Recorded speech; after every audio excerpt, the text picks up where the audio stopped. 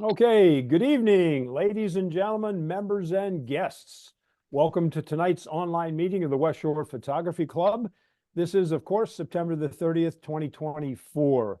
We have a great program for you tonight, but before we do, a few business items to go over. Our next online meeting will be next Monday night. Now, you notice we got out of sequence here a little bit because what we're going to follow for the rest of the year pretty much is first and third Mondays, the way we did pre-pandemic. So first Monday of October is next week, Monday night, October the 7th. It's an image review. There is no theme, and Bryson Leidig will be our reviewer. Now, I must apologize for being a little late getting the notice out yesterday. I kind of forgot about it was happening so quickly, but we have to maintain the deadline for image submission, which is Wednesday evening at midnight. So please look over your images, submit something for the image review before midnight on Wednesday. A little reminder about dues. The new year began on September the 1st, which means that dues for the club year 2024-25 are due, and many people have already paid. There are two ways to pay. The easiest and quickest way is through PayPal. Just go to the website, and up at the top it says join or renew, and you can use PayPal even if you do not have a PayPal account. You have to use your credit card. If you're so inclined, you can send a check to Rich Hudson, and I will put a reminder at his mailing address in the follow-up email that will go out tomorrow morning. So as always, I'll send out an email. We are recording the meeting, so that email will have the link to the recording and other relevant information. So we're going to turn the meeting over to Joe to talk about trips. Okay, thanks, Dennis. Yeah, we have quite a few trips to talk about. As you may have noticed in the email that came out, our trip for Saturday night to Italian Lake was postponed because of the weather. And some of you may not be familiar with it. So, Eve, are you here tonight, Eve Smith? Eve Smith, I don't think she is. Mary, can you just give a brief what that is all about, the Blue Hour trip to Italian Lake that we're going to be rescheduling at some point? Sure. This has been postponed like, what, 3 times now? I think it's a jinx, but we're still going to try it because it's a really great place. It's very picturesque. It has this little red bridge right in the center of the lake. And then there's also a structure that was given to Italian Lake by, I don't know who the artist was, but they gave it to the people at Hershey, and Mrs. Hershey didn't want it there, so they put it in Italian Lake. And it's a fountain, and it's very nice. And all the homes around that are picturesque, and everyone is very friendly. They let you take pictures. I've never had a problem taking pictures anywhere there. Has a bandstand, has floral, it has kind of everything. It's just very cozy and warm, and I think everyone, or at least most people, might like it. And this is a Blue Hour trip, isn't it, Mary? Oh, that's right. It's evening. That's right. We're doing this in the evening. I can't wait. I hope it's going to be nice and have some sun that day, because the Blue Hour will be beautiful there. And you can also, it's very close to the river too, so you can probably walk down to the Susquehanna if you want to do that too. So when we have that, we're going to be scheduling that based upon the weather and the cloud cover. So that's why we don't have any dates for that right now. So we'll be doing that. Okay. Tonight we have a presentation by Silvanna on urban night photography. But we're going to be following up on that next Saturday night in Carlisle to practice what we learned tonight. Mark, do you want to tell us a little bit about that? Sure. We're going to be meeting Saturday, 6 o'clock, in front of Brosler Library. So we'll be there about a half hour before sunset. So we'll have sunset and Blue Hour. We'll be able to go around the college, Dickinson College, and do some architectural stuff. Walk along the streets of Carlisle, do some light streaking for cars and that kind of thing, window and doors, reflections. So and hopefully we'll be able to practice a lot of what Silvanna is going to teach us tonight. Great. Thanks, Mark. We also, the West Shore, the TRIPS committee is going to be following this right here that I'm holding up, which are the fall leaf forecast. And the reason you're going to hear about that in a minute, why, is because our trips coming up, like the next one is to one on October 19th, which is to Hopewell Furnace. And that one is going to be an absolutely fantastic trip where we go down to the national park and we photograph adorable buildings and machinery at the national park. And we should be in peak season for leaf peaking. And so we're going to be doing that on October the 19th. And even if, and if it's wet and rainy, that's even going to make it better for us. So we're going to be doing that. We'll be doing Hopewell, the Italian Lake that Mary mentioned. And then we're going to be doing on November the 9th, a Pine Grove Furnace photo walk. And we're going to be, again, following the leaves and to make sure we got good color. Dennis, you want to tell us about that? Absolutely, yeah. Saturday, November the 9th, mark your calendars. Laurel Lake, the Pine Grove Furnace is an absolutely wonderful place just to hang out, but also to photograph. You've got the lake, reflections, as Joe said, hopefully good fall color. You've got little waterfalls that we can photograph along exposures, all kinds of things to do. So that should be a very interesting day. It'll be in the morning. And of course, for every one of these trips, we'll have individual emails coming out with all of the details. Okay, thanks, Dennis. The TRIPS committee is going to be meeting in the next couple of weeks, and we're going to be scouring places that we can go that match the leaf peaking season. And but I want to mention, if anybody has a good suggestion for us, please let us know tomorrow when you get the email on follow-up of tonight's meeting. You can just reply to that. And if you have it, if you know of somewhere that's a really cool place that we should be considering for a trip, we would like to hear that from you very much. So those are our trips. And any questions on those? Or okay, tonight we have Silvanna Della Camera. Silvanna gave a presentation for us on Milky Way photography, about 4 or 5 months ago. And the purpose of that one was to get us ready if we were making any traveling like to the shore or to out west, that we could learn how to make good Milky Way shots. Well, that was extremely well received. And as a result of that, we've invited her back and to talk about something a little bit closer to Earth, and that is urban photography. And so this evening, Stella's going to talk about that. And as Mark mentioned, we're going to have a follow-on practice session right after that, and that'll be a really good follow-on to it. So we are recording this meeting, as Dennis mentioned, and that is, and Silvanna is an educator and a tour leader up in the New England, the Boston area, and she has great subject material for cityscapes up in the Boston area, and she's going to be sharing that with us tonight. So, Silvanna, it is all yours. You can share your screen now if you would.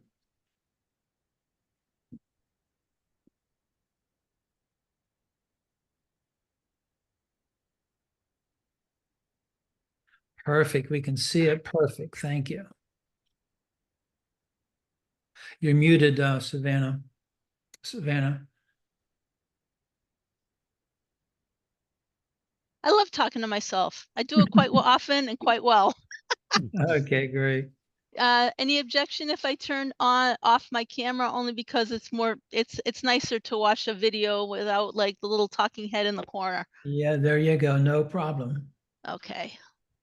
And I'm minimizing my menu, not the menu, but the what do you call it, the audience, so I can have full screen too myself. Okay, cool. So thank you. So thank you again for inviting me back. Had a great time last time, and I hope I can fire you guys up for cityscape photography. Sounds like you already have a field trip ready to go, And this should give you all the information to go full throttle into photographing a cityscape. But before we get started, just a couple of housekeeping things to cover. So once again, I have a Milky Way and Acadia National Park photo tour coming up in the spring. I can't believe I'm already talking about spring 2025. It's bizarre to me, but such is life. And better to talk like this than, you know, the alternative. So registration is open for that. It's 5 days in Acadia National Park. It is a photographer's paradise and probably one of my favorite things to photograph, especially at night. It is Milky Way heaven. Last time, excuse me, I had mentioned that I had a book on lighthouses, mostly in and around New England, but also abroad. Excuse me. If you have a lighthouse fiend in your life, this might be something that they might enjoy. I have an infrared handbook. If you're thinking about infrared photography, it is a bit of a rabbit hole, and I put this book together basically as a way to understand the ins and outs of infrared photography, from choosing an infrared conversion all the way through to post-processing these funky infrared images. This is primarily focused on digital infrared photography. Film photography is a completely different animal. And even if you're a long-time infrared shooter and you're not getting the type of results that you're hoping for, perhaps this book could help. Silvanna, how can we Yes. get that book? How can we get that book? It's on my website. It's available in ebook form as well as in a hardcover edition. So that information is directly on my website. Okay. And I'm currently working on a handbook on night photography. This book is going to cover cityscape photography, Milky Way, aurora photography, eclipse photography, both solar and lunar, even though we're not talking about nighttime photography for solar, but eclipse photography as a whole is celestial, and there are a lot of things they have to consider when you're photographing a solar eclipse. So this covers the ins and outs of approaching night photography as a whole, as well as post-processing, including stacking high ISO images and a lot more. I hope to have this out and published by Christmas this year. And it's going to be also available in ebook and also in a print format. And I have an upcoming workshop, October 26th. This is via Zoom. This is all about Planet. Most people are aware of photo pills. I've been using both for a long time, but in my opinion, my humble opinion, Planet Pro blows photo pills away in terms of the power and the abilities of this app. So if you are a landscape or night photographer and would like to understand what a potential shoot is going to encompass, this tool is really for you. And I have a couple of, hopefully a couple of workshops left this year. The Galactic Core dips out of sight by beginning of November. And it's been a dismal summer, not bad fall so far, but we don't have much time before the Milky Way season in the Northern Hemisphere disappears. So hopefully we'll have more clarity. And I offer tutoring in a whole bunch of types of photography, both one-on-one nightscapes in terms of Milky Way, infrared photography. I'm a longtime Nikon shooter. And if you have a Nikon camera or even not a Nikon camera, I tutor people on how to get the best results from their digital cameras, and a bunch of other stuff as well, including basic Photoshop. And that gadget in the bottom is actually a smart tripod head.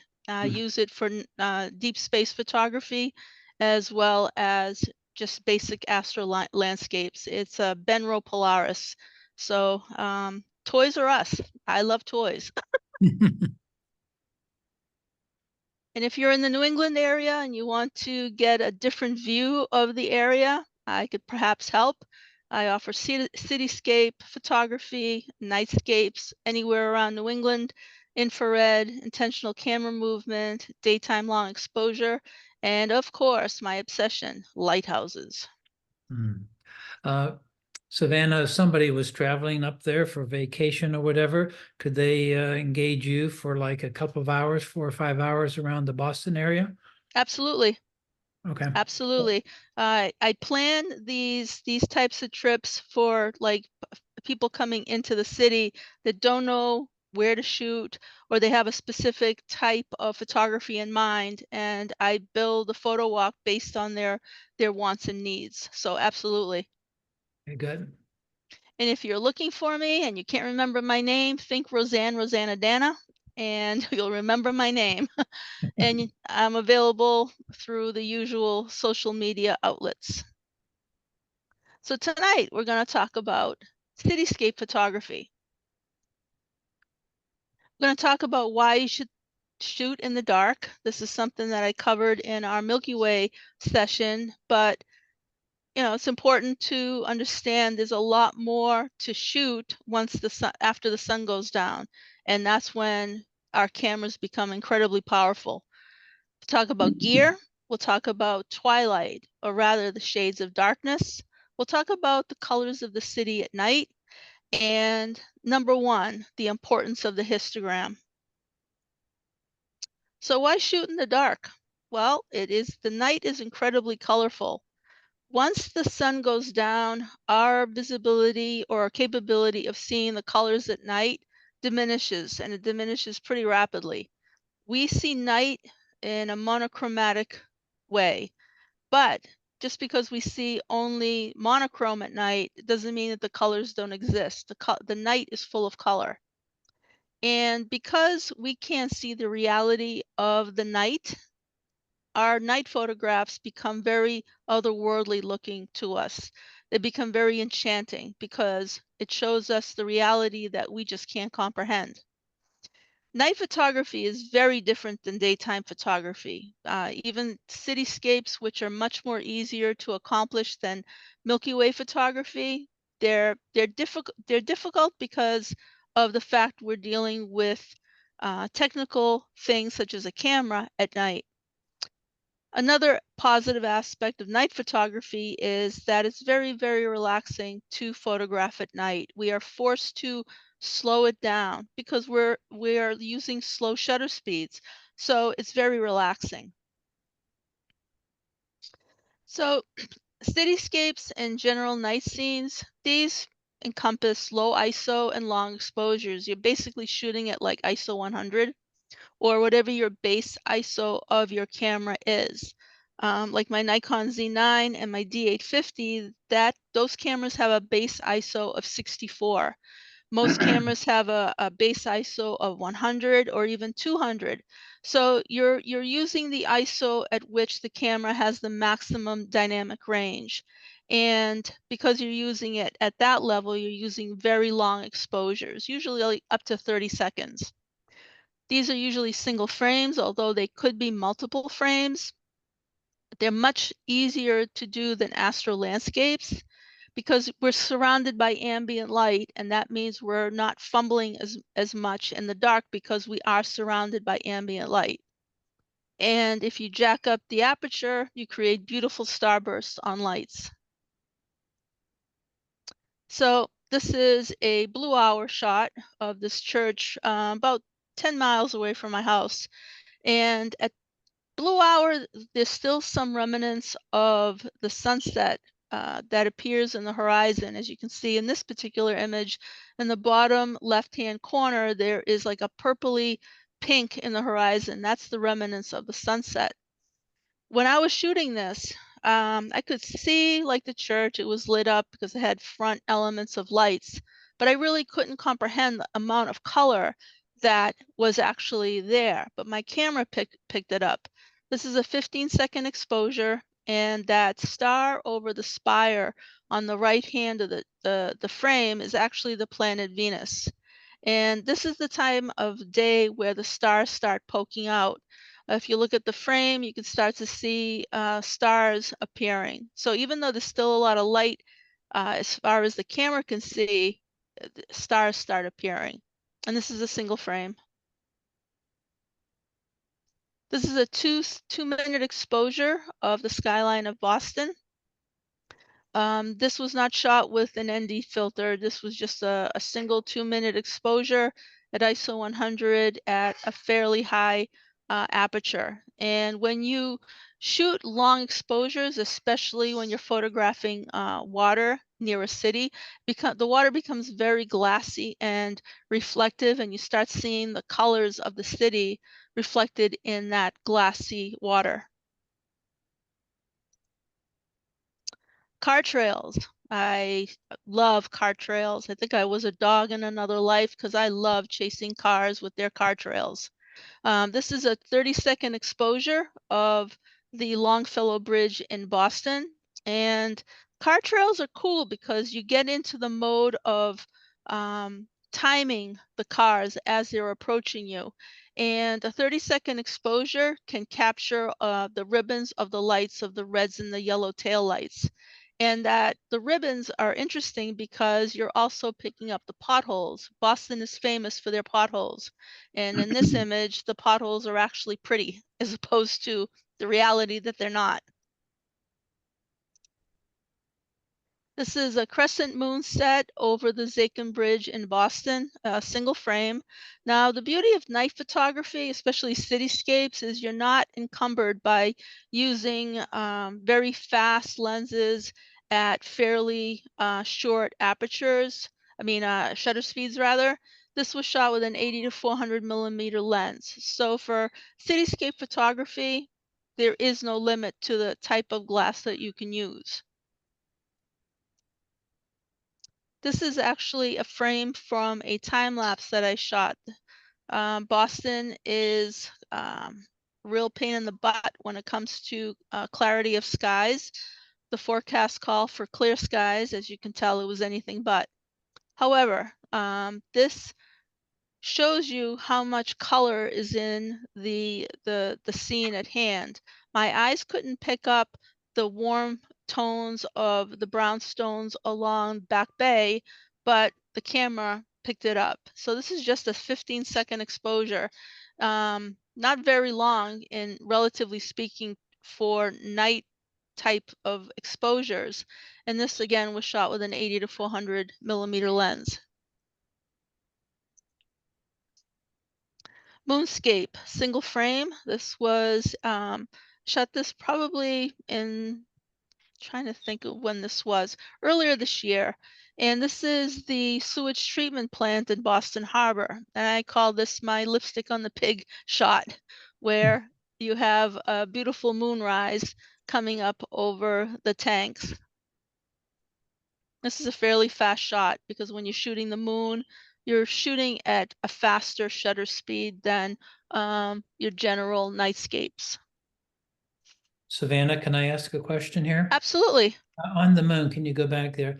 Why is it not smooth edges on the moon? A couple of reasons. When the moon is low on the horizon, the moon looks distorted, and because of the low hanging clouds and the atmospheric distortions, it creates more exaggerated crevices in the moon that actually already are there, but they're exaggerated. Plus the fact that I'm using this was shot at 500 millimeters. So because I'm shooting at I'm taking advantage of lens compression, the distortions are exaggerated. Okay. Thank you. You're welcome. So things to consider when you're shooting at night, and I mentioned this last time for Milky Way photography, and even though for cityscapes you are surrounded by ambient light, always bring a buddy. Always be aware of your surroundings, and always be aware of the fact that even if you don't see someone, they already have seen you. So always use a buddy system, and keep in mind that your tripod attracts attention. we photographers are already viewed with a very suspicious eye during the daytime. But at nighttime, it ramps up because people don't comprehend that our cameras can see amazing things. So don't be surprised if you get approached. I get approached pretty much every time I go shoot. So be courteous, show them, ask them if they want to see what's on the back of your camera. And every single time, they're always amazed, and you never know, you might inspire someone to pick up a camera. Always use small red flashlights when you're shooting. And red flashlights don't mess up your night vision, and they don't mess up your people around you that are also shooting their night vision. White headlamps are okay when you're navigating to a scene, and you really don't need one for cityscapes because you are inundated by light. But when you're shooting, no white lights, because it creates havoc with your images and everybody else that is shooting around you. And always dress in layers. You'd be surprised how cold it gets, even in the summertime when you're shooting at night. And take only pictures and leave only footprints. It drives me crazy when photographers give the rest of us a bad name where they're disrespectful and they leave garbage around. So, don't be like those people. So what do you need for gear? You need a DSLR or a mirrorless camera. You need a sturdy tripod. One of the things that night photography quickly brings to light is how good your tripod is. So if your tripod is a spindly one or a travel tripod, you will suffer the consequences because they're not sturdy enough for long exposures. So just keep that in mind. And you need an intervalometer, either an external one or your built-in intervalometer in your camera. I prefer the wired ones, only because they're much more reliable and they're less likely to drop a signal to your camera when things interfere with the signal. This applies to the Wi-Fi, the infrared type, as well as the Bluetooth type. They're just not reliable. And don't go out and buy your Nikon or your Canon intervalometer. They look exactly like the one pictured here, and they're about $160. Get your third-party one. They're less than $25, and if you step on it, you're not going to cry. Literally. May I Sure. ask a question? Could you comment a little bit more about the function of an intervalometer? Sure. So an intervalometer has, so a true intervalometer can control your shutter speed. There are shutter releases which just basically trip the shutter at whatever settings the camera is set at. But an intervalometer, you can use it as a shutter release, but you can also extend the shutter speed that is inherent to your camera. Most cameras have a maximum shutter speed of 30 seconds.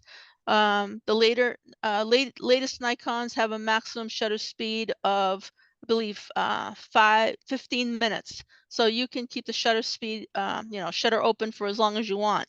But the beauty of intervalometers is it lets you really fine tune how long the shutter stays open. It's much more precise than the shutter speed within the camera itself. So, and also you can use it for interval timer shooting for, say you want to shoot star trails and you're shooting a sequence of frames, hundreds of frames back to back, and you set the interval between each frame. This also applies to time lapse. So it's an inexpensive device that can really expand the functionality of your camera.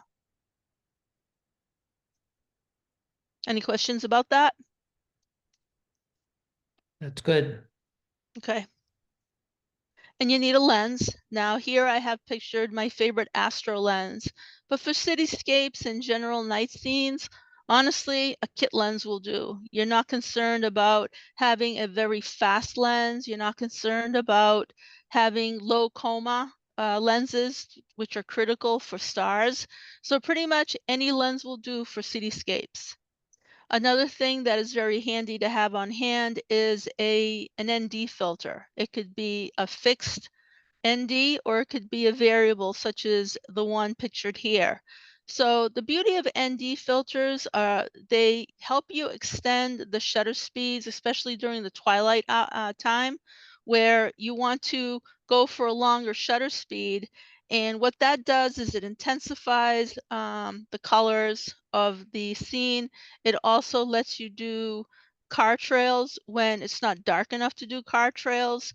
And it also helps to make if there's like a river, or like in the case that I showed you with the city of Boston, it helps you extend the shutter speed where a water scene can become very flat and very glassy looking and very reflective.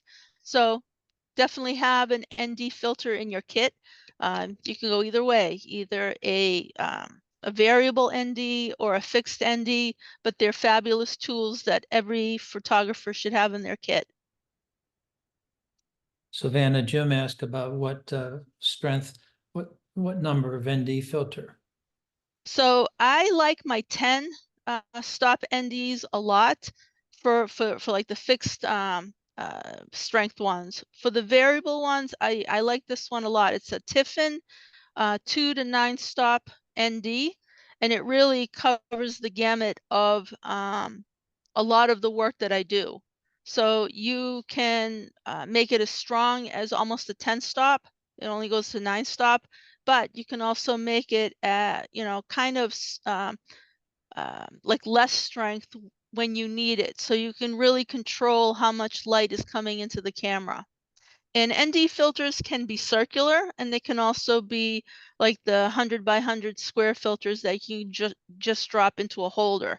Those are very handy. I use both types, but they're both very good to have on hand. Any more questions about the NDs? Nope, sounds good. Okay.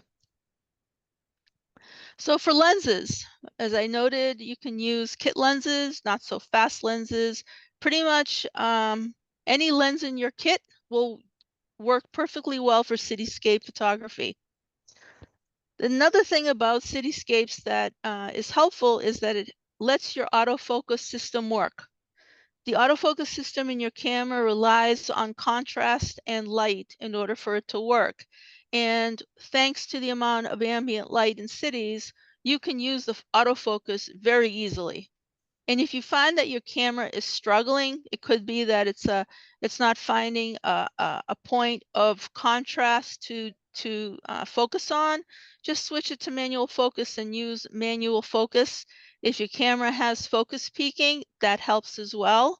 But usually you don't have a problem focusing with autofocus at night.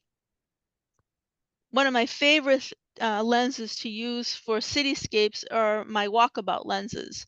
Your 24 to 120 or your 24 to 105, 28 to 300. My latest favorite is my 28 to 400. It's my favorite walkabout lenses. It covers the gamut of the type of photography that I can use because it has such a great focal length. So if you want to use your nifty 50, use your nifty 50. In fact, your fixed focal lengths kind of like make you work a little harder because you have to use your feet. Excuse me, my family's going crazy with the dogs. The focal, you use your feet to adjust the focal length. But if you have a lens such as the ones listed here, it's very helpful, especially in the city. Super wide lenses, those have a very shallow depth of field, so you can have your foreground in focus as well as the background pretty easily.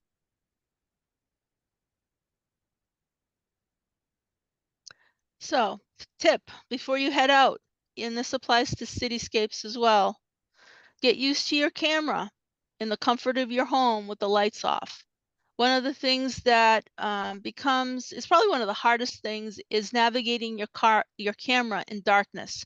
When I teach workshops, I see a lot of people pulling out their phone or their little flashlight to find the buttons to get to particular settings.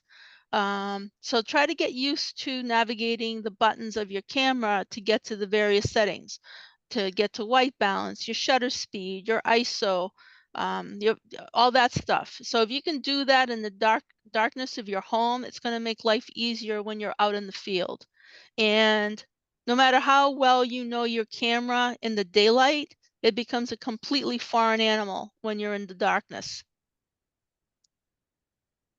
So we talked about the shutter speed. Again, try to stay away from the wireless ones. Yeah, they're great because you can trigger your shutter from your car if you're, in the middle of winter, but they're not as reliable as your simple the wired ones.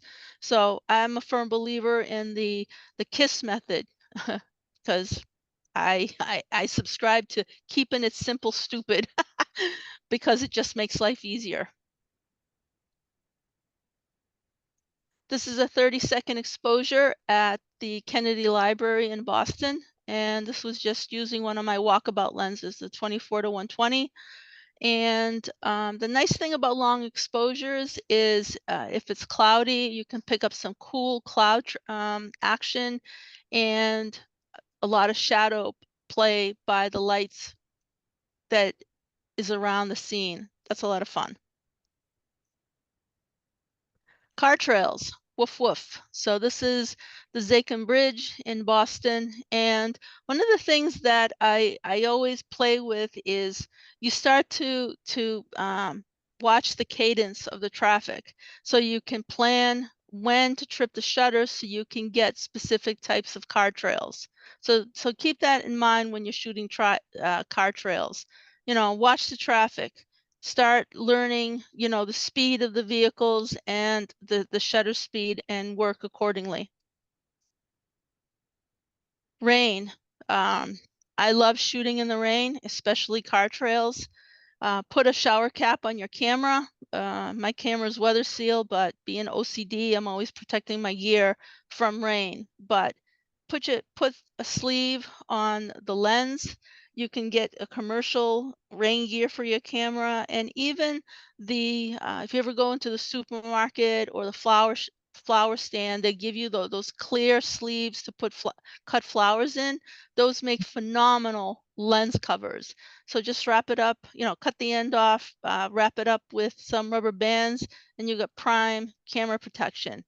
And this is in Bar Harbor in Maine on a super, super rainy night. Nobody was out except the crazy photographers. Yeah, Silvanna, question? Sure. I assume that the car trails are similar to fireworks in that if you use a smaller aperture, the streaks become more well-defined. Yes. Yes. Okay. So this one here was at a 7.1 f-stop. And if you notice, these car trails have more definition than the ones in the prior shots that were shot at a much wider aperture, because you're letting in more light. So they're more streaky, whereas in this one at 7.1, they almost look like filaments. Okay, thank you. You're welcome. This is a bridge in Portsmouth, New Hampshire, and it's a beautiful bridge that changes color all the time. And this is a 30-second exposure, and I shot it probably at 7.1 to get the starburst right here, but it wasn't long enough. I think it was due to the lens, because this was shot with my walkabout lens. So you can see some nice stars going on here, and it was nice that the water was so calm that I got some nice reflections in the water as well. So let's talk about twilight, or shades of darkness. So there's actually 4 levels to the night. After the sun goes down, the sun still has a lot of light that is affecting our scene. So once the sun goes down, you have civil twilight, nautical twilight, and astronomical twilight before you get into full-fledged night. For civil twilight, it's from the time the sun completely drops from the horizon from view up to 6 degrees below the horizon. This is like the blue hour. This is like the beginning of the blue hour. This is when you start getting that pretty blue in the sky. Then you get nautical twilight when the sun is up to 12 degrees below the horizon. Now you start getting that more intense blue in the sky. Yet there's still some remnants of the sunset that is still seen. Astronomical twilight, now you get those deep, deep blues. And still there are remnants of the sun still visible in the sky. And then once the sun is below 18 degrees, we get into total night. And this is when the stars come out. Savannah? Yeah. On that chart back there, how long is the civil, nautical, and astronomical in terms of time? It depends where you are on the earth, and it also depends upon the season. So in the summertime, the day is longer, and the twilights tend to be a little longer in terms of time, but generally speaking, probably like 50 minutes in total, if that. So it changes pretty rapidly, and the gap is, you know, the span of time, again, depends upon where you are on Earth. So in the northern latitudes, say, you know, from like where you guys are, is probably you guys have a longer blue hour than where I am in Boston, and the further north you go, the shorter it is. Thank Did you. you say 5 minutes or 50 minutes? 50 from the Thank time, yeah, from the time the sun goes down till nighttime, total darkness. Have you As a ever rule shot of in thumb, Alaska? can Most. I have not, but I have shot in Edmonton, Alberta, which is pretty far high. Hmm. Yeah, is this linear? Can you simply divide by 3 as a rule of thumb? not really. Okay. Yeah, it depends upon the season. I highly recommend getting an app. I use Luna, SolCal, LUNASULCAL,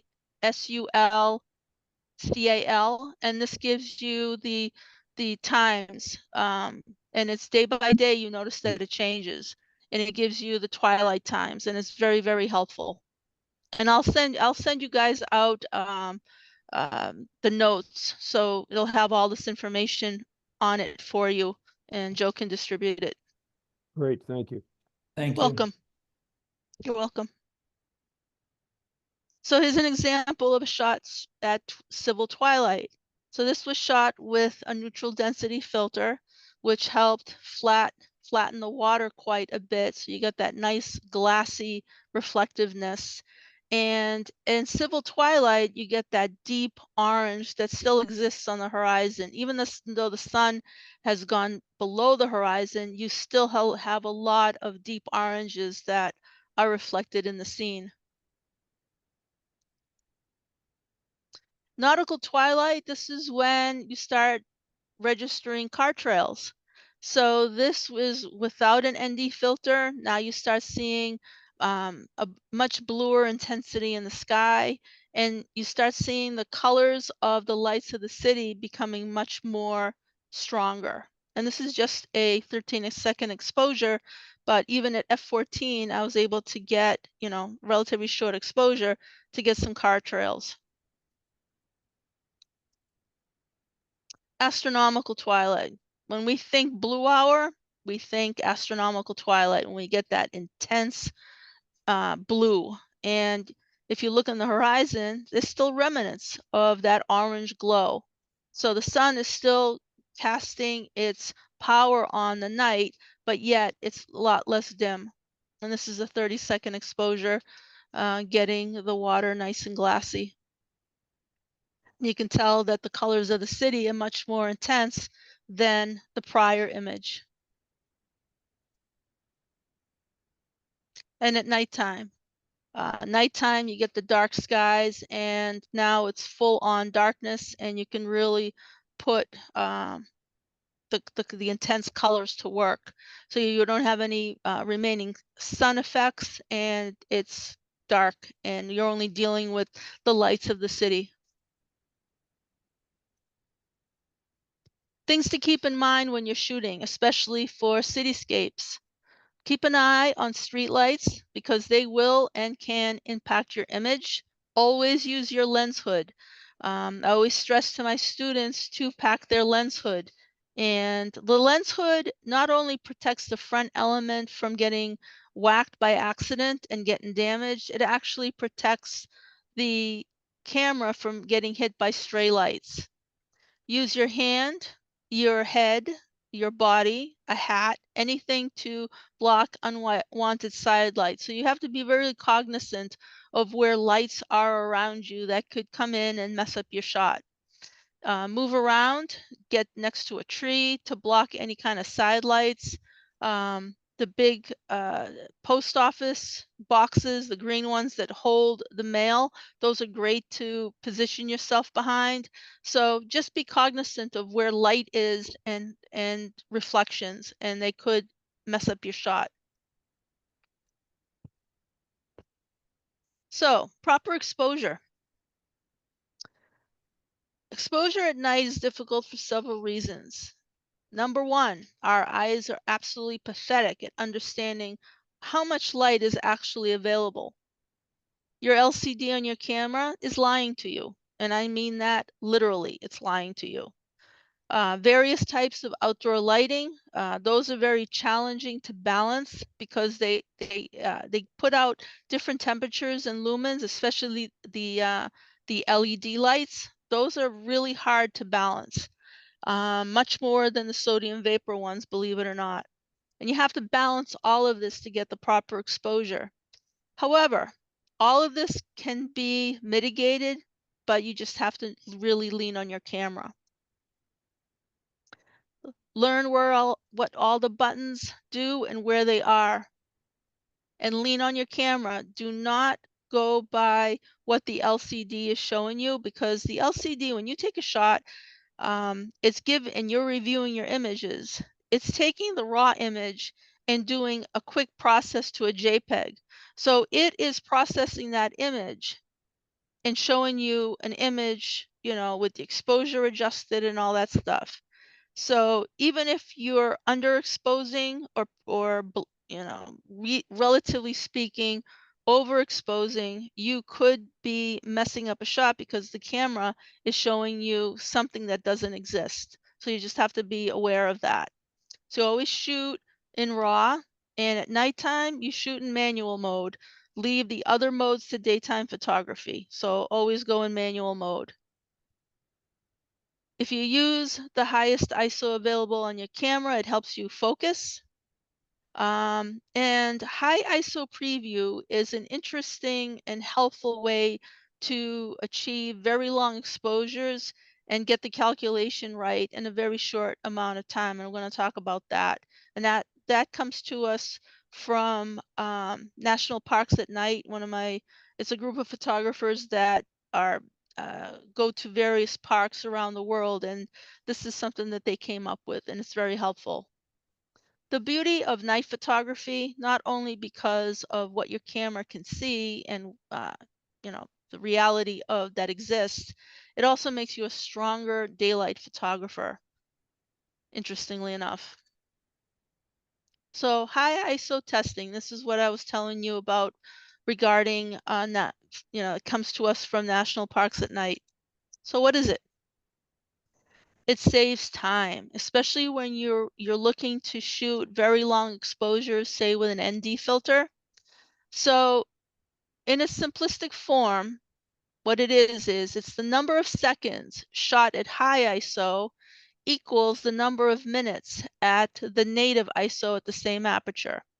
Kind of twisty to get your head around, but it's basically 6 stops of ISO from ISO 100. And that will give you the number of seconds at that very high ISO. And then when you drop your ISO down to 100, those number of seconds becomes minutes. So it's quick and dirty. Thing to keep in mind when you're using this type of, the high ISO testing is that for exposures less than 1 minute, it breaks down, so you can't rely on it. However, so let's do the math. So ISO 6400 is your baseline. So why 6400? Well, 6400 is 6 stops up from ISO 100. Every time you double the ISO, it's 1 stop of light. So you double it, keep doubling it up to 6 stops of light. So ISO 100 to 200 is 1 stop. If you double that, you get to ISO 400. That equals 2 stops. Double that, you're up to 3 stops, and so forth. And when you double it 6 times, that's 6 stops of light. So you take your shot at ISO 6400, and you can adjust the aperture, and then look at the watch your histogram, make sure the histogram is good, and look at the number of seconds that the camera came up with. That number of seconds will become the minutes at ISO 100. So it's a quick and dirty way of getting to a proper exposure very rapidly, as opposed to take a shot, look at your histogram. Oh no, I have to adjust. Take a shot, take another shot. It's, become tedious, but this is a quick and dirty way to get it done.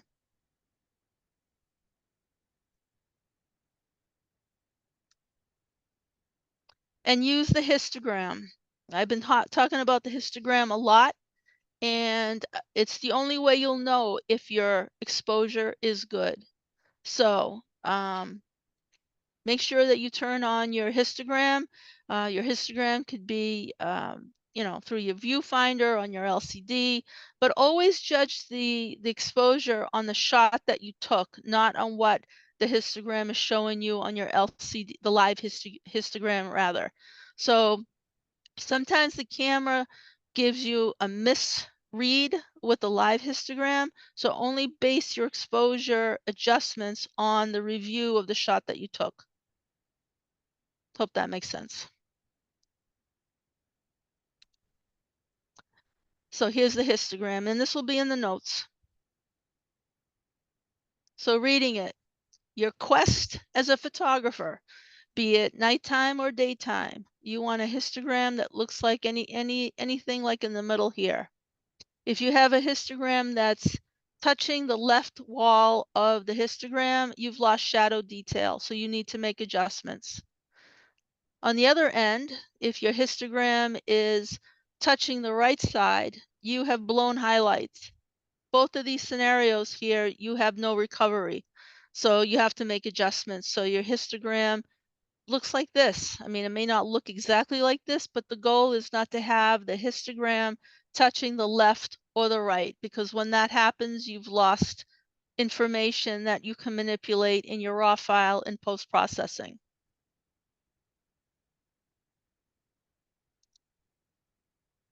So here is right after sunset, shot from the top of a building in Boston.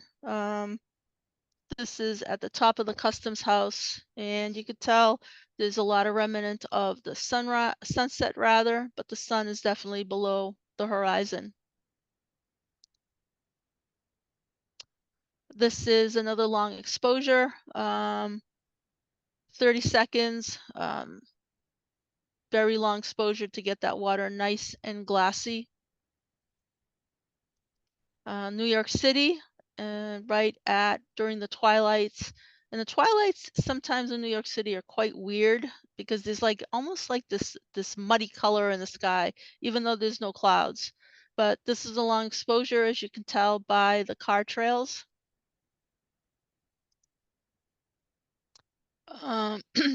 Starting to get in deeper into the blue hour, 30 seconds at, this is in Seaport in Boston. Start getting a lot of deep colors of the lights in the city. And this is Manhattan, and this was shot from Brooklyn. This is a 30-second exposure, and you can really start seeing the colors of the city at this time of night. Sometimes, a lot of times I'm chasing car trails, but I also chase train trails. That was hard to say. So this is an Amtrak train going by. And this was shot quite a few years ago. It was right after Prince, the musician, had passed away, and they lit up the Zakin Bridge with purple lights in honor of him because he loved purple. But that is an Amtrak train. So again, taking your time, picking up on the cadence of things that are happening, and then firing the shutter when it's appropriate. Blue Hour. This is in New York City. And when you have a lot of like orangey colors in a scene with the blue hour colors that are in the sky, it makes for a really pleasing image because blue and orange are complementary. Blue Hour, this is in the city of Boston on a very calm night. So the water was not moving at all. This is in the Boston Public Garden. Nighttime again, 30-second exposure. This is in the Boston Commons. This is around Memorial Day where they put up all the flags of the fallen soldiers. And this is shot very low to the ground, and the long shutter speed with the breeze got the movement of the flags. And this is Christmas time. Now, if you look at this, doesn't it look like your white balance is really wonkified? There's something not right about the color on this, and I'll tell you why. Remember what I said about the color cast by the LED lights? It creates havoc. So you have to be kind of cognizant about this, and it's a real problem in cityscapes, but also light pollution that's around you when you're shooting the stars is also a problem. But we're going to talk about that. This is in Providence, wintertime. So the water was frozen. So it was long exposure, plus the water was frozen. So I got some nice reflections. LED light at one of the T stops in Boston. Boston is famous for their train and bus system, which makes you laugh most of the time, but they do have pretty stations. So this is one of them at Government Center. And this is actually a very, very old teapot that dates back, I don't know how many, like 150 years. And it's, in the wintertime, it actually steams, which is kind of fun.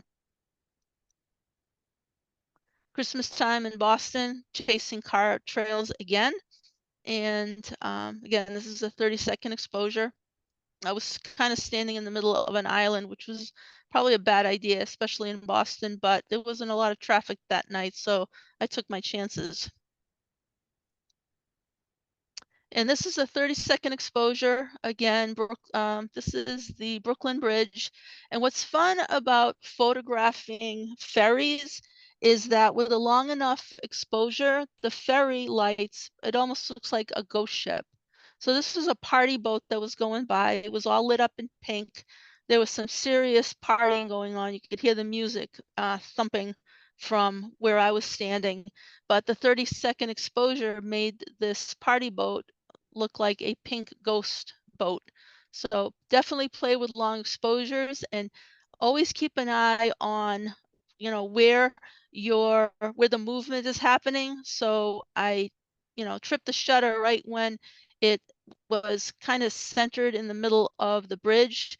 So I got the ship, rather the ferry, elongated going through it. So it's you'll have many misfires, but keep shooting because you can get some pretty interesting things when you time stuff.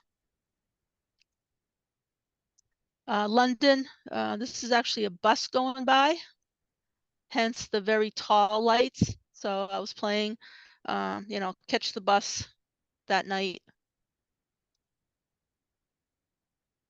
Reflections in the city after rain, phenomenal. This was about 14 years ago in New York City, and I was just enthralled with these enormous ornaments that were as tall as me. So the people I was with, they had a hard time. I think they had a crowbar to get me away from this thing. I was wallowing because of the reflections and everything like that. So here is Boston again, wintertime. nice reflections off the Charles River that was frozen. And at high apertures, you get these really cool starburst effects on the lights. So definitely play and play with the aperture, because even at relatively low apertures, you can get some really cool starbursts in the city. This is an ICM shot of the skyline of Boston. So after, you know, a shoot one night, I decided to throw in some ICM before I packed up my gear. And this is right on the ball head. And I loosened up the ball head and I just did a vertical swipe. Just trying to keep the camera nice and steady when I did the downward swipe. And I got this shot, which I thought was kind of cool. It was it reminded me of the Wizard of Oz, like the Emerald City. So white balance. White balance is a very, very important thing. No matter when you shoot, but absolutely critical for night shots. So color temperature, as you know, affects all the colors in the image. So I like to shoot, or rather set the white balance when I shoot, because I really don't like to spend a lot of time in front of the computer adjusting this and adjusting that. So try to get as much as you can when you're shooting. That way you don't have to muck around as much when you're post-processing. So color temperatures, contrary to how we assess heat, it's just the opposite for white balance. So when we think about white balance, oddly enough, the higher the temperature, the cooler the light is. So if you look at a flame, the blue part of the flame is the hottest. The red is actually the coolest. Now we think of things that are hot as being red and things that are blue as being cool. Now for blue hour, the camera works very well when you set it to auto white balance for blue hour, because it'll adjust it automatically from about 8,000 degrees to 10,000 degrees. So you don't have to set it manually, just let the camera handle it and it does a really good job. When we get into total night, we want to set it. So once we get into total darkness, we want to set the white balance to 4,200 degrees Kelvin. That way it gives the scene the most neutral type of effect. You're not going to have anything too warm looking nor too blue. So let's talk about light pollution filters. So this is London. And I see this in Boston as well, and pretty much the cities that I shoot at night when it's cloudy, you get this really nasty brown looking sky. And it's because of the lights that are reflected skyward that gives the clouds this really obnoxious shade. And you cannot fix this in post, no matter what you do. I've tried. But this is London. Again, very cloudy night, very hideous color in the sky. This is in Fall River. I shot this about 4 or 5 years ago, and it was a rainy night. And if you look at the clouds, it has that same type of strange color that the London image had. Now, at nighttime in urban areas, because of the various lights, especially the LED lights, it's a hodgepodge of lumens and white balance that you have to contend with. And one of the things that I discovered was a light pollution filter. So what is it? So this is the same night, this night, and this night. Do you notice how everything is more evenly colored, and even the sky has lost its pukey shade of brown? Oops. It's because the light pollution filter filters out various wavelengths. So you can achieve an exposure that isn't weirdly colored.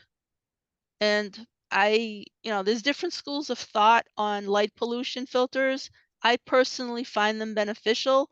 Some people say, oh, it just puts a blue cast on things. Well, I definitely disagree with that, because if you try to put a blue filter on this, or even add a photo filter in post, it doesn't do anything to the image at all in terms of improving it.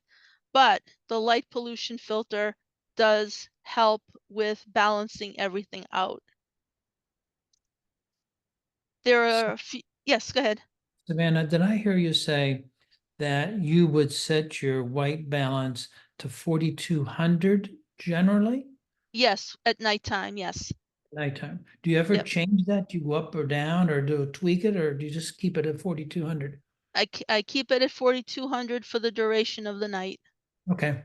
Yeah, so once we get out of blue hour and we're in total night, I set the camera to 4,200 degrees Kelvin. And that applies to cityscapes as well as starscapes, astral landscapes. It's the same white balance.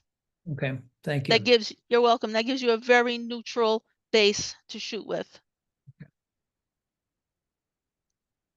Oops. So here are a couple of the available night filters. There are different brands, but these are the ones that I've used. The Benro True Night square filters, and the Nissi makes a nice one too, the Natural Night, and they have the screw-on filters, although both companies make both types, but they do help. I find them very beneficial. So let's talk about the moon in the city. So here are the sewage treatment plants in Boston Harbor, and this is the moon coming up right behind the plant. And I had planned this to get that circular effect of the moon right behind the plant. So the moon is a lot of fun in cityscapes because there's so much you can do with it, and you can plan for the moon to come up at a certain point. There's a lot of things you can do. It's a lot of fun. So the thing about moon is that it is very bright. So once it comes up to a certain level in the sky, it's hard to get a proper exposure for the foreground and the moon. But the beauty of the moon is you can do all kinds of things with it. So the basic setting for moon photography is ISO 400, f11, 320th of a second, and for the moon, you use auto white balance because it is reflecting the sunlight, and auto white balance works very well for that. And are you referring to a full moon? Full moon and even any of the phases, it's quite bright. Even crescent moon can be very, very bright when it's high in the sky.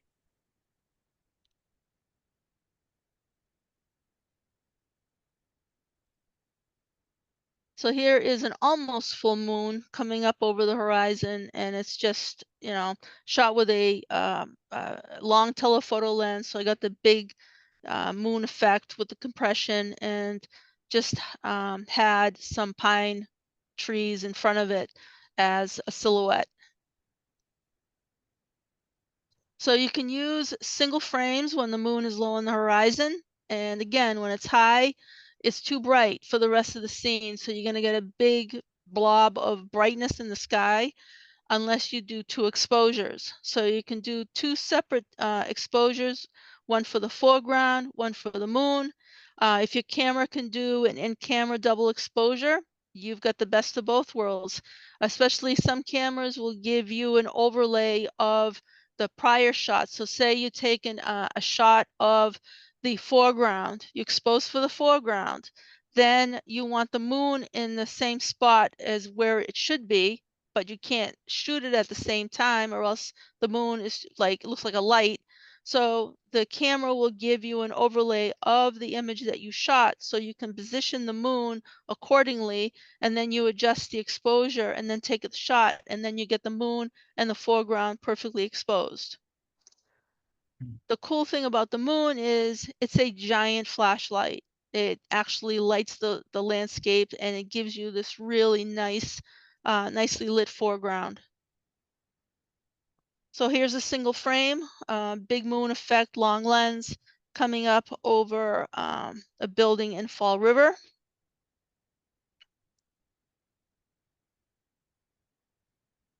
And the moon usually looks distorted at the horizon, and it's not your lens. And as I had said before, it's thanks to the atmosphere, but it can give you a really cool effect in your frame. And you can also position the moon in your image, kind of like what I did with the sewage treatment tanks. So you can, plan and execute some really interesting shots. So here's an in-camera double exposure, what I described before, where I shot the building first, did the foreground exposure. Then my camera gave me an overlay of where the first exposure was. And then I dialed down the exposure so I can get the moon properly exposed, and then took a shot. So this is one frame, but with two separate images. The clouds were very helpful this night for once, because the moon was pretty high, and at this point it can be very bright in terms of getting the proper exposure, but the clouds obstructed the moon, so it evened out the exposure. This is another planned shot. This is a moon rise coming up over one of the buildings in Boston. And I just waited. Actually, this is a bunch of shots. And when I took the frames off the card, I got the one that I wanted, where the moon was just over that chimney. This was shot from 6 miles away from Boston. So you got the big pizza pie moon, and you can see there's a lot of haze thanks to the distance. But the moon is a lot of fun to photograph, and I purposely planned it that I got the moon with the sides of it kind of just touching the sides of the building. And when you can do this type of image either by a single long exposure, but I'm a lazy photographer, so I don't like doing this, but it is fun because you can use an ND filter to get an even very long exposure. But this is actually from a time lapse that I ended up stacking together, and I got the moon streak the same way as if you took a single frame.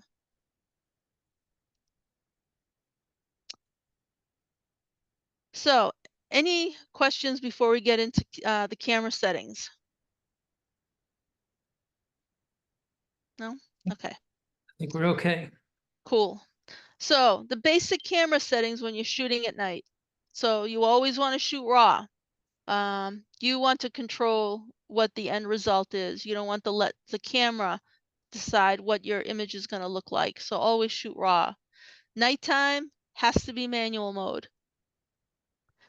Shoot at your base ISO, your native ISO. If you're not sure, look at your camera manual. Every camera has a base ISO, and as I noted early on in the presentation, that at the base ISO is when your camera has the greatest dynamic range. So utilize that. Drop your LCD brightness to at least -3. Your LCD is calibrated for daytime photography, and at nighttime it's overkill. It's way too bright, and it actually is the biggest drainer of your battery. So drop that LCD brightness down so you don't drain your battery and don't kill your eyes.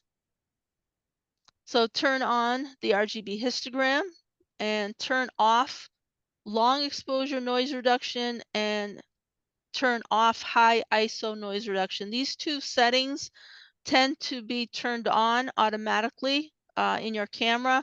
So unless you go in and turn them off, they are probably on. So make sure you turn these off. All they do is drain your battery, and you don't need them. If you're shooting with a DSLR, make sure you cover your eyepiece. When you're shooting at night, you tend to use your LCD the most because your camera's on a tripod, so you're composing based on what your LCD is showing you and not using the viewfinder. So for DSLRs, make sure you cover it. Some cameras have a viewfinder switch, so it'll close it. Use a piece of gaffer tape, and what that does is it prevents any stray light from bouncing around. When your eye is up to the eyepiece, you're actually blocking the stray lights from going into your camera and messing things up. Keep an eye on the histogram and base your assessment on your exposure based on reviewing your image, not by what the live histogram is telling you.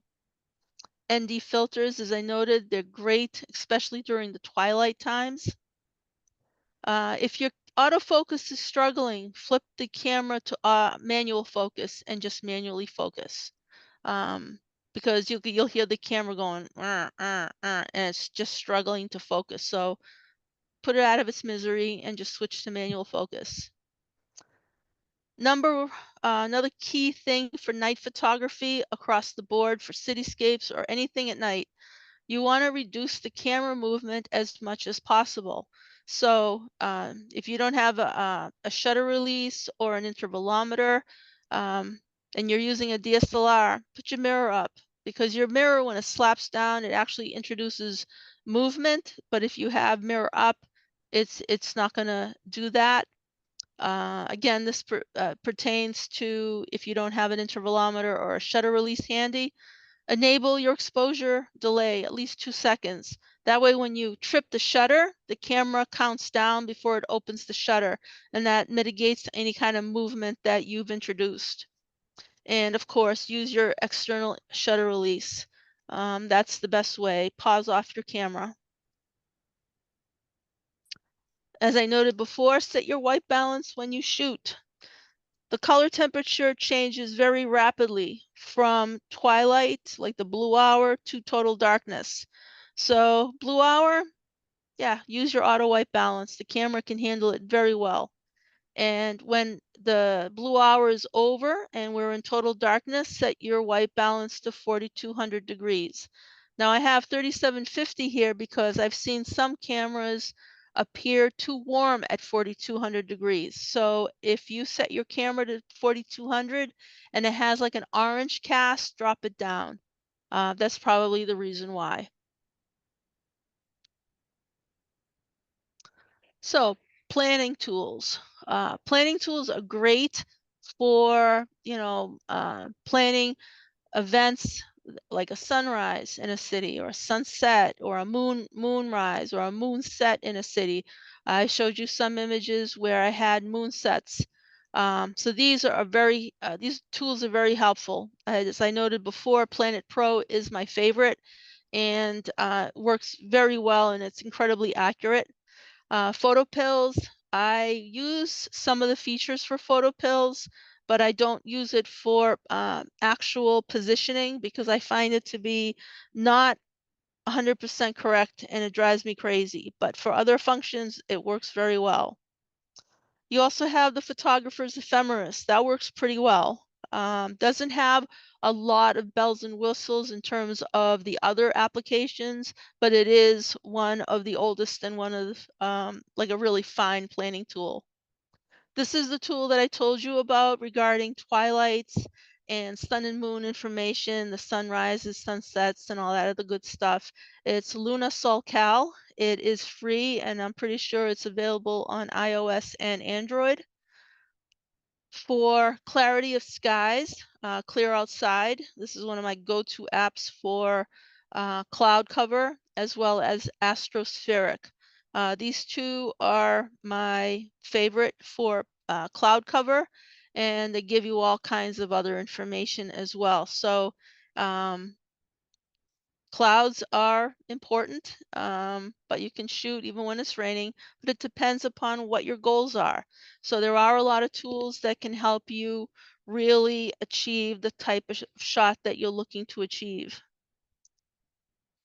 So let's get into questions. Do we have any questions? Let's see. I don't see any on the chat. Do you recommend? But- Okay. Do you I see one. Do you recommend that we lower the brightness on the LCD screen? Yes. So drop it down to at least -3.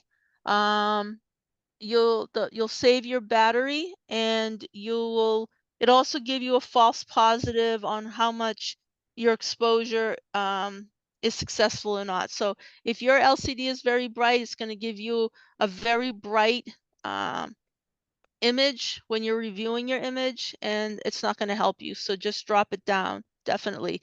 If your camera has custom settings, I recommend that you set up one of the settings as a night setting, and that way you put all the settings that I had mentioned, including the white balance, and drop in your LCD brightness down. And when you set it to that, the camera will automatically flip it to that, and you're ready to go. Let's see how to create that lone star cross instead of star. Let's see. Oh, okay. So, you're talking about Venus, right? Yes, I think think he that's is, what yeah. he's referring to. Okay. So in the camera, it's okay. So there's a bunch of ways you can do this. If you use, in film days, I was a fiend, and I guess I still am a fiend for star filters. They're like screw-on filters that have different types of star effects on bright lights and even stars. That's one way to do it. You can also do it in post. There's like plugins that you can use to add that, but I like using the filter itself, which is what I used for that particular shot. There's like a 4-star filter. There's like 6-star filters, 8-star filters. Some of them are adjustable that you turn the filter to get the different types of effects. But yeah, that's the way you can do it. Yeah, I used those in the good old days. Me too. They were fab. I still have them. I still have my 40-plus-year-old star filters, and I still use them. Very good. Getting your Yeah. money's worth out of those. Oh, I squeeze them dry. Okay, let's open it up for any other questions anybody might have. Just unmute yourself and go ahead. Yeah, Silvanna, that was wonderful. I'm enthused now. I want to go out and take long exposure photos at night, and especially during the blue hour. Awesome. Hey, You can do Silvanna, that. this is Mark. I'm one of the ones who's leading the walk we're doing on Saturday. And Yeah. I just want to know you let my head hurt. I succeeded then. I'm sorry. You'll do fine. But yeah. I'm sorry. And Mark, we Thank you. It expect was you to very good. post on Facebook all the good shots that you got that look like Silvanna's. Ooh, that's awesome. So you got some shots, or these are the ones that you're going to be doing this weekend? Yes, we're expecting him to come back with good ones, Yes. like yours. Well, you'll do fine, believe me. It's just a matter of technique and knowing how to attack it. So you'll be fine. Well, I know how to attack things, so. Then you're good. Yeah, we can tell from your photos that the photos you take, during blue hour night can just look spectacular. They just have a special, exciting look to them. The colors are marvelous. And it's all the camera doing the work. And for the only thing I'm doing is letting the camera take care of the auto white balance, because the auto white balance during the twilight time, it changes so rapidly the camera can keep up and get it right, nail it every single time. And then the exposure, it's make sure that your exposure is not pegged to the left or the right, and you get the camera just registers all the color that's there. I just love what's there and I can't see. It's fascinating to me. Yeah, I thought that was a very interesting comment, because when I went to Alaska and photographed the Aurora Borealis, we could not even see the color with our naked eye one night. Yep. And I photographed, I just held the camera up just to see if I could see anything for 6 seconds, and all this color showed up. So I did a little research about the rods and the cones in your eye, Yep. to find out that, when in low light, the cones which register the color are not activated, and you only see in black and white. So the Yes. intensity level has to get to a certain level before, you can activate the cones and actually see the color. And of course, your camera sensor picks that up automatically, even though you don't see it. Exactly. Exactly. It's fascinating because, you know, when we look at the you know, once the sun goes down, our eyesight, as you noted, it's monochromatic, but that doesn't mean everything else is monochromatic. In fact, here's a little tip. We're you know, our sun is very active now, and it's throwing out coronal mass ejections fairly frequently. That's producing some pretty intense aurora in lower latitudes. So don't assume just because you don't see it, it's not there. Use your camera. On May 10th, when we had the class 5 geometric storm hit, I'm in the Boston area, and I live probably about 19 miles outside of Boston. So I'm in a class 5 border, which means that, you know, there's a lot of suburban light pollution. And I was watching the apps, and you know, with the KP just kept on going up and up. So I kept running outside to go see it, but my eyes couldn't see it, but I know my camera could. So I'd run out, look, snap a picture, and I look at the back of my camera, and all of a sudden I saw green. And I set up the camera and started doing a time lapse. And oh my God, what that camera caught. I couldn't see it, but the camera sure could. Indeed, yep. That is so cool. That is so cool. I have a question, Silvanna, and it relates to the white balance. Yep. Explain to me again why couldn't I just use auto white balance all night long from twilight to dark and then change it in post and be happy? Okay, so there were a couple of schools of thoughts regarding white balance at night. I find that if you set the camera to auto white balance for nighttime, I don't think, in my opinion, it doesn't give the neutral backdrop to the scene in order to maximize the reality of the colors that are there. And I find that if you go and try to adjust it in post, it's always off. It just doesn't look right. And that no matter what you do, you're kind of guessing because we can't see the reality of the colors that are there at night. And even if we're playing with the white balance, we're not really sure that that's really right. And then you start dealing with the whole um, the tone of the white balance. You know how like you can change the tone of the white balance? That you'll drive yourself bats. So if you set the camera to 4200 degrees Kelvin, which is a neutral white balance, it is ideal for nighttime because no matter what the scene is, even if you're dealing with like a really difficult scene that has different lumens and different white balance things, you're still ahead of the game because the camera is registering it at a neutral palette, as opposed to auto white balance might trigger it to register either too hot or too cold. It's kind of like in film days. Remember when you would shoot it with remember the hideous like the fluorescent lights? Okay, it's that kind of thing. Okay, so it can be bouncing around if I have it on auto. And Yes. that's what you're, okay. Okay, I got it. Okay, I never understood that. Thank you. You're very welcome. Now you'll see stuff online that says, oh, just use auto white balance. I find that it's just too warm and too ugly and too painful to get it back right. So as I said, I'm a lazy photographer, so just do it all in camera and that's it. Done. Okay. Well, Okay, questions from Silvanna, other members? I have a question about lenses. Sure. So I have a Nikon D55, and currently I use an 18 to 200 millimeter lens, but I really wanted to get a telephoto lens. Yep. Because I really love shooting the moon. Anyways, I found one on Amazon for $70, which is in my price range. It's 480 millimeters to 800 millimeters, I think. Do you think that would be a good purchase, or do you think I should maybe find something a little more, what's the word I'm looking for? Not expensive, but trustworthy, I guess. What's the brand? Is that one of those brands that, you know, blah.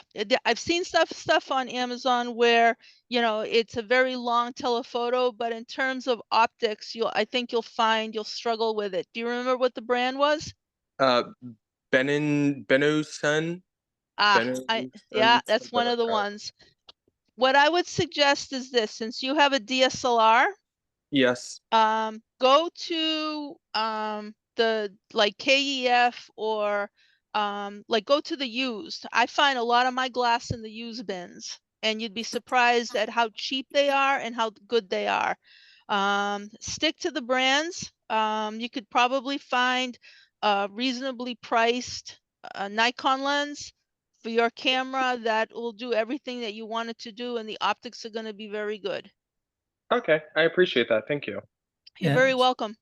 Savannah, I would suggest the firm MPB, That- MPB, Yep. or KEH. Those are the And ones, I was trying to think of. yeah, those are the two that I use for buying, and I'm yes. Yeah, Yeah. Silvanna, the other thing I would suggest would be check with Gary Knob at Fine Art Photo in Lemoyne. He has a great business there and handles a lot of used equipment. He might be able to help you out. Okay. And another one that you may want to check out too is Hunt's. They're like a New England one, but they ship all over the place, and they're like a family-owned business, and they're very, very good. They're very reasonable, and often they have their used gear at 15% off. So you'll have like, you know, Okay. inexpensive used gear, and then you have 15% off, and that's when I get really excited. So definitely check them out too. But all the names that were mentioned are all very good resources. And Oh, if you call Hunts, mention that you're with the West Shore Photography Club. He may give you a little bit better price point. I okay. agree. Yeah. And Gary's very good, and Yeah, I know Gary very well. Gary Farmer. Yeah. All right. Thank you. Okay. Well, any other questions?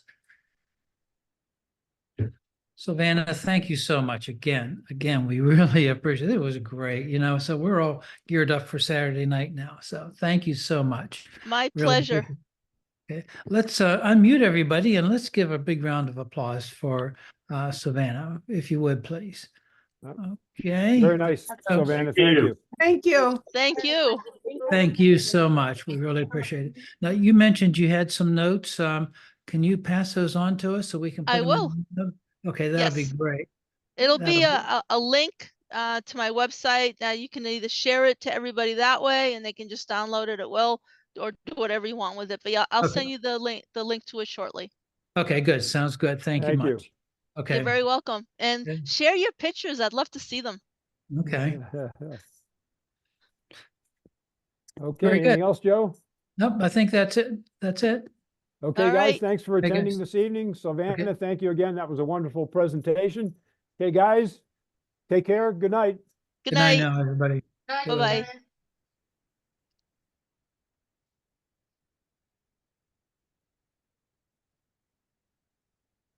She did a Good. great Looks like job. we had 40 at the Yes.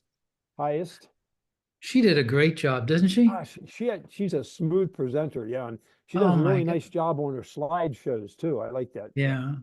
I think she And uses, she has a good sense of humor about it, you know? yep. And she's great. So, yeah, good presentation. yeah.